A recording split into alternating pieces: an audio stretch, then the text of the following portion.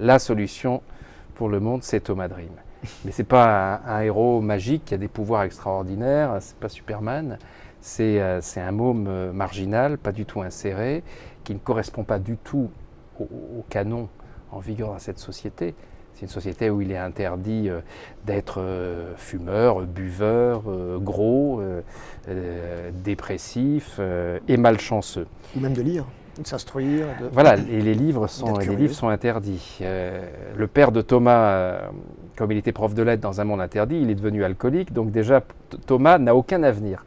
Dans son dossier, il y aura toujours marqué « père alcoolique », donc il n'aura jamais les postes importants de la société. C'est toujours le fils d'un non-buveur qui prendra sa place. Et le pauvre est un petit peu obèse. Et en plus, il a des tendances, dans le premier tome, il a vraiment, il a été catalogué pré-obèse, c'est-à-dire qu'il faut l'envoyer dans un camp de dénutrition où on va lui donner le poids normal et obligatoire de sa génération. On n'en est pas très loin de tout ça. C'est pas faux. On voit très bien pour les filles, c'est encore pire avec tout à coup ce canon de la maigreur, ce culte de l'anorexie parfois qui formate un petit peu l'élite esthétique d'une population. C'est terriblement dangereux, ça. Si tout à coup on considère son corps comme on considérerait une ligne de vêtements parce que c'est à la mode. Donc il faut mettre ça.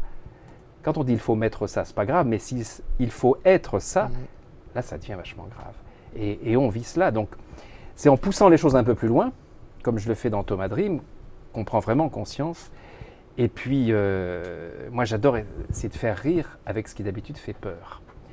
Mais ça n'empêche pas de peur, et par exemple avoir peur de choses qui d'habitude rassurent. Tout à coup, et si nous devions avoir peur des arbres? Si les arbres avaient décidé que pour sauver la nature, il faut éliminer l'homme. C'est le point de départ du second livre. De la guerre des arbres commence le 13.